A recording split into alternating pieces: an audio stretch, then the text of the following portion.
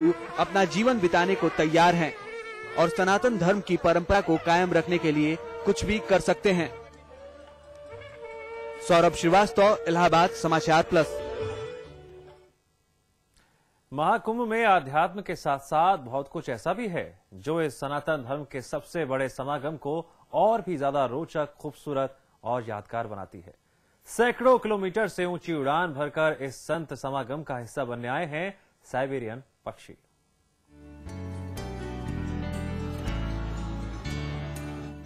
संगम की धारा पर अटखेलियां लेते इन पक्षियों को देखिए।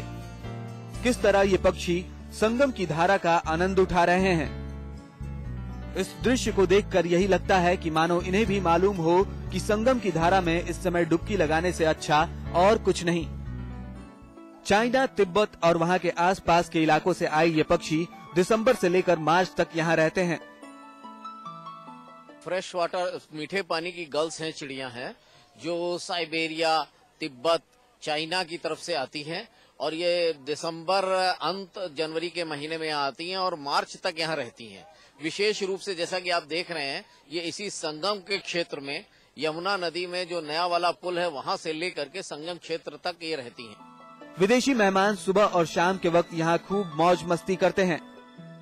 वहीं लोग खाने का सामान दिखाकर इन्हें अपनी तरफ आकर्षित करते हैं।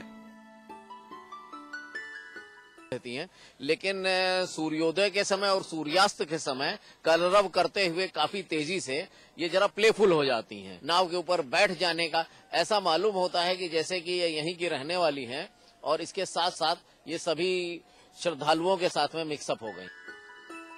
फिलहाल आस्था के कुंभ में जहां देश विदेश से आए लोग डुबकी लगा रहे हैं, वहीं साइबेरियन पक्षी भी किसी से पीछे नहीं है। वो भी कुंभ का पूरा आनंद उठा रहे हैं। आलोक पांडे, इलाहाबाद समाचार प्लस।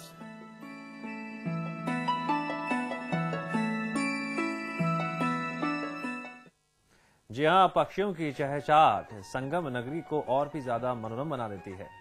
अब रुक करते हैं इलाहाबाद का, जहां मौजूद है हमारे साथ हर रोज की तरह समाचार प्लस संवाददाता सौरभ श्रीवास्तव। सौरभ, आज आप हमारे लिए क्या खास लेकर आए हैं?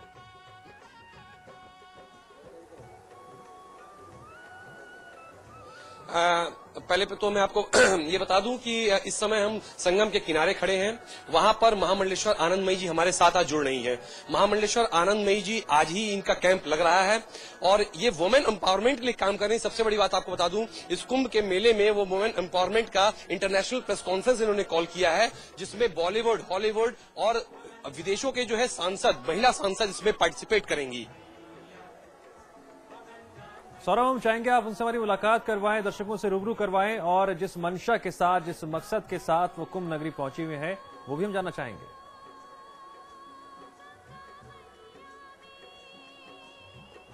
मैं आपको बता दूं, जो अभी मैं अपने दर्शकों को रूबरू कराऊंगा अभी आनंदमयी माता जी का, ये मात्र पूरे देश में 10 से 15 ही महिला ऐसी महिला महामंडलेश्वर होती हैं। उनमें से एक हमारे साथ ही मौजूद है आनंदमयी माता जी। और सबसे बड़ी बात यह है कि धर्म के साथ साथ वो वुमेन एम्पावरमेंट के लिए बहुत बड़ा एक प्रेस कॉन्फ्रेंस आयोजित करने जा रही हैं। और वो अभी जो हाल ही में दामिनी की जो बलात्कार कांड और हत्याकांड ये हुआ, उसके लिए भी ये बहुत बढ़ चढ़कर ये काम करने के लिए ये एक संगठन ऐसा बना रही है कि आगे से कोई ऐसी दामिनी को कोई ऐसी उनके साथ ऐसी कोई हरकत ऐसी आगे ना हो। मैं अब रूबरू कराने जा रहा हूँ। आनंदमयी जी, आपका बहुत बहुत स्वागत है हमारे चैनल पर। आप बताएं कि आगे आपकी क्या रणनीति है और इस संगम के तट से आप यहाँ पर कुंभ, आस्था के कुंभ से आप कुछ हट कर क्या अलग करने जा रही हैं? सबसे पहले तो मैं इस प्रयाग की भूमि से सभी दर्शकों को बहुत बहुत साधुवाद देना चाहती हूँ कि इंडिया टीवी के माध्यम से जो समाचार के माध्यम से जो जन जन तक मेरी वाणी को पहुंचाने का कार्य कर रहे हैं, इस प्रयाग की भूमि पर जगह जगह इतने महात्माओं का जमावड़ा लगा हुआ है और सब दूर दराज अपने भारत की भूमि से आए हुए हैं। हम भी यहाँ आए हैं इसी भाव से कि समाज को कुछ दे करके जाएं और जीवन में महात्मा देने का ही काम करता है, कभी लेने का काम नहीं करता। कथा, भागवत, सत्संग तो मैंने जीवन के बचपन से घर घर में लोगों को चैनलों के माध्यम से भी लोगों ने मुझे सुना है और मैंने हर जगह प्रोग्राम किए हैं, लेकिन मन में जब दामिनी की यह घटना हुई दिल्ली की, उस घटना ने एक मेरे हृदय को इतना ज्यादा व्यथित कर दिया कि उस रात को मैं सो नहीं पाई और मन में भावना आई कि प्रयाग पर कथा भागवत तो मैं करूंगी, लेकिन इतना बड़ा संगठन खड़ा यहाँ करूं जिससे आने वाले समय में फिर कोई ऐसी घटना न होने पाए। 12 तारीख को जो आपका एक वुमेन प्रेस कॉन्फ्रेंस है, इंटरनेशनल वुमेन प्रेस कॉन्फ्रेंस है, इसका संदर्भ क्या है वो आप हमें बताएं। मैं एक महिला शक्ति सम्मेलन और इंटरनेशनल ये कॉन्फ्रेंस करने जा रही हूँ। इसका सबसे प्रमुख उद्देश्य यही है कि नारी का स्वाभिमान, नारी की सुरक्षा और नारी इस भारत की भूमि पर कैसे सुरक्षित रहे, कैसे अपने आप को सुरक्षित बनाए। एक बहुत बड़ा संगठन मैं 10 लाख महिलाओं को खड़ा करने जा रही हूँ 12 तारीख को। करीब 10 लाख महिला इस संगठन में जुड़ने जा रही हैं और 12 फरवरी को एक भव्य कार्यक्रम यहाँ पर आयोजित होने वाला है। जी दिव्यांश। सौरभ, एक सवाल मेरी तरफ से भी है और वो सवाल बड़ा अहम है। आज के जो परिदृश्य है, आज का जो माहौल है, तमाम तरह की कई ऐसे मुद्दे होते हैं जिन पर बयानबाजी तो बहुत होती है, कथनी और करनी में बहुत बड़ा फासला होता है। ऐसे में उनका जो संगठन है किस तरह से आगे बढ़ेगा, किस तरह से लोगों में जागृति पैदा होगी, ये कई अहम सवाल होते हैं जो किसी भी संगठन के साथ जुड़े होते हैं।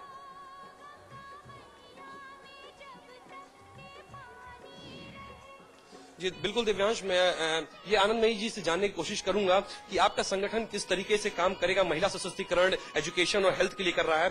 संगठन तो कई आए गए, लेकिन चूंकि आपका जो संगठन है वो आपके एक धर्म के साथ भी जुड़ा हुआ है, तो क्या इसका वुमेन एम्पावरमेंट में कैसे कितना फायदा मिलेगा और आप कैसे सुनिश्चित कराना चाहती हैं और कैसे सुनिश्चित कराती हैं इसे?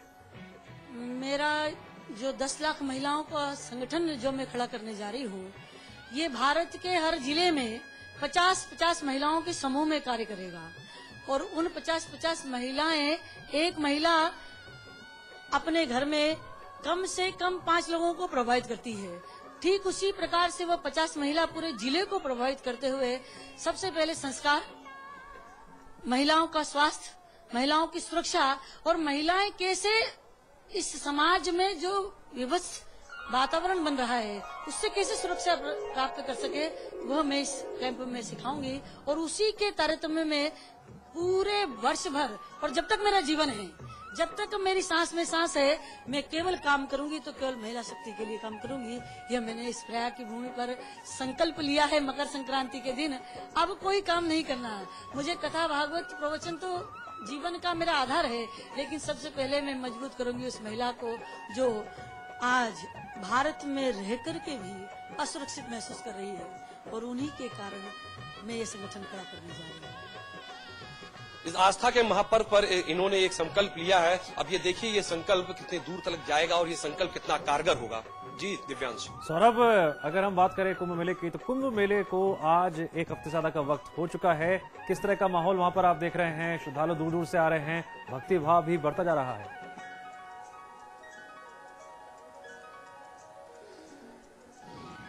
दिव्यांश, आज 7वां दिन है कुंभ मेले का। मैं आपको बता दूं कि वाकई में यहाँ पर श्रद्धालु पहले से और भी ज्यादा तादाद में बढ़ते जा रहे हैं। आज माहौल बहुत ही अच्छा है, लेकिन मैं चूंकि आज संगम के तट से थोड़ा किनारे इस वजह से आया, यहाँ पर माता आनंदमयी के पास इस वजह से आया क्योंकि बात महिला सशक्तिकरण की थी, धर्म से थोड़ा हट की थी, इस वजह से, और महिलाओं के एम्पावरमेंट और महिलाओं के शिक्षा और महिलाओं की सुरक्षा की बात थी। इस वजह से संगम के तट से थोड़ा सा दूर जाकर के मुझे जो है इस समय माता के कैंप में आना पड़ा। ये कैंप आज ही लगा है और ये कैंप 11 तारीख की न्यू के लिए आज ये न्यूज की खोदी जा रही है, जो 11 तारीख को इनका 11 तारीख से और 12 तारीख को जो इनका शिविर चलना है, जो इनका एम्पावरमेंट का, वुमेन एम्पावरमेंट का जो सिलसिला आगे बढ़ना है, उसकी आज न्यू खोदी गई है।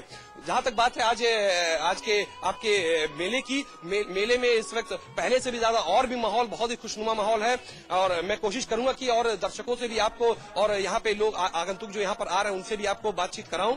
हमारे साथ कुछ महिलाएं भी यहाँ पर हैं, वो अभी आपको एक भजन भी करके सुनाएंगे। अगर आप इजाजत दे तो उनसे एक हम भजन उनसे आग्रह करें सुनाने के लिए। सौरभ, आप बने रहिए हमारे साथ और भजन भी सुनेंगे और महिलाओं से बातचीत भी करेंगे। हम आपको तस्वीरें दिखा रहे हैं इलाहाबाद के संगम नगरी की, किस तरह से किनारों पर, घाटों पर लोग स्नान कर रहे हैं और श्रद्धा भाव से डुबकी लगाते हुए जीवन में शांति की मनोकामना कर रहे हैं।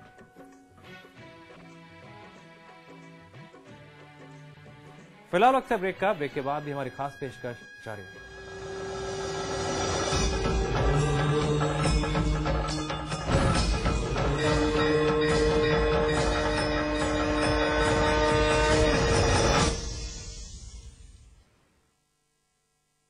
रजनीगंधा का कोई मुकाबला नहीं।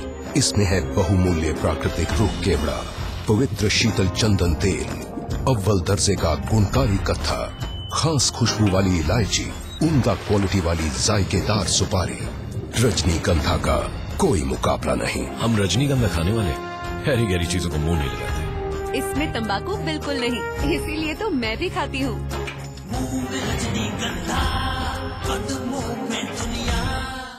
सुशासन के लिए सरकार ने अनूठी पहल चलाई। ई गवर्नेंस के जरिए राज्य में पारदर्शिता लाई। 1.5 लाख से ज्यादा राज्य कर्मचारी होंगे लाभान्वित। ई कोष से उन्हें मिलेगी 5 साल के वेतन, पीएफ और टैक्स की पूरी जानकारी। 1,20,000 पेंशनर्स को ई कोष की सेवा ने दी बड़ी राहत। अब उन्हें मिलेगी पिछले 5 साल के पेंशन और टैक्स की पूरी जानकारी। पेंशनर्स अब अपना जीवित प्रमाण पत्र ऑनलाइन दे सकते हैं। राज्य कर्मियों और पेंशनर्स को हर भुगतान की सूचना मिलेगी SMS से मोबाइल पर। तो जल्द ई कोष में अपना नंबर रजिस्टर करवाएं, अपना यूजर नेम और पासवर्ड पाएं। ई टेंडरिंग से आई पारदर्शिता, टेंडर प्रक्रिया हुई आसान। प्रदेश के सभी विभागों के टेंडर अब मिलेंगे ऑनलाइन। करे निर्भीक होकर कहीं से भी, कभी भी प्रतिभाग। ई स्टाम्पिंग के जरिए अपनी संपत्ति का कराएं पंजीकरण और कोषागार, उपकोषागार एवं पंजाब एंड नेशनल बैंक की शाखाओं से किसी भी मूल्य के लिए एक ही ई स्टाम्प करें प्राप्त। ई रजिस्ट्रेशन से 1.5 लाख से ज्यादा व्यापारियों के चेहरों पर भी आई मुस्कान। अब वैट सहित अन्य सेवाओं का कराएं घर बैठे ऑनलाइन भुगतान। पूर्ण सुसज्जित डाटा सेंटर में टोल फ्री नंबर की भी है सुविधा। 1800-266-2277 पर कॉल करें। ई गवर्नेंस से आई पारदर्शिता, हर चेहरे पर छाई मुस्कान। हमारा संकल्प आपके सपने पूरे करे सरकार। यही है ई गवर्नेंस का आधार।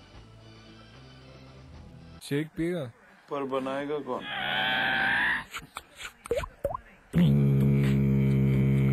Catch your milk 1 minute shake. ना मिक्सर ना ब्लेंडर, बस पानी डालो, मिलाओ और तैयार। Catch your milk 1 minute shake. बस सब ठीक से हो गया है, चलो हम सब घर चलते हैं। अरे पर डॉक्टर साहब ने तो रुकने को बोला था। कोई जरूरत नहीं, जल्दी चलो।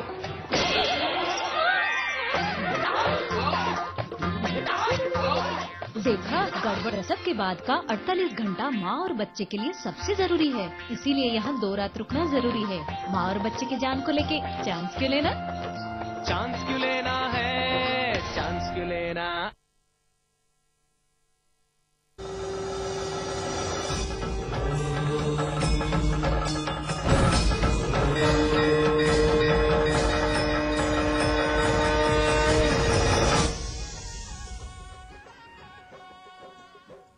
स्वागत है ब्रेक के बाद। आस्था के सबसे बड़े पर्व महाकुंभ में जहां देश और विदेश से श्रद्धालु पहुंच रहे हैं, तो वहीं लोगों को गुदगुदाने वाले राजू श्रीवास्तव भी पहुंचे कुंभ मेले, जहां उन्होंने गंगा में डुबकी लगाई। हंसी के किंग गजोधर भैया यानी राजू श्रीवास्तव को भी कुंभ का प्रेम इलाहाबाद खींच लाया। उत्तर मध्य सांस्कृतिक केंद्र द्वारा सांस्कृतिक कार्यक्रम में शिरकत करने आए राजू श्रीवास्तव ने भी संगम में डुबकी लगाई और पूजा की। राजू श्रीवास्तव को देखने के लिए राजू के प्रशंसकों की खासी भीड़ रही। राजू कुंभ पहुंचकर काफी खुश दिखे। हाँ, एक चीज तो है यहाँ पे, हमने अभी गंगा में नहाया मगर बदबू थी कानपुर की। हमारे कानपुर की टेनरी का कचरे का पानी, जो कूड़ा गिरता है, वो केमिकल, उसकी स्मेल अभी भी इस गंगा में मैंने महसूस की है। अभी स्नान किया, आनंद तो बहुत आया, मगर ऐसा लगा हम कानपुर में ही हैं, जबकि हम हैं इलाहाबाद में। कानपुर की टेनरियों का चमड़े वाला पानी, उसकी बदबू अभी भी है। हालांकि सरकार ने मेले के दौरान इन टेनरियों का केमिकल रुकवा दिया है, लेकिन महक है। महक का क्या करें, अब आपके लिए महक है, मेरे लिए तो बदबू है। तो मैं तो निवेदन करूंगा सरकार से, जो थोड़े दिन के लिए टेम्परेरी बंद करवाया है इसको परमानेंट ही बंद करवा दो। हंसी के किंग राजू गंगा में प्रदूषण के बारे में भी अपने ही अंदाज में बोले, यानी मजाकिया लहजा, जिसमें वो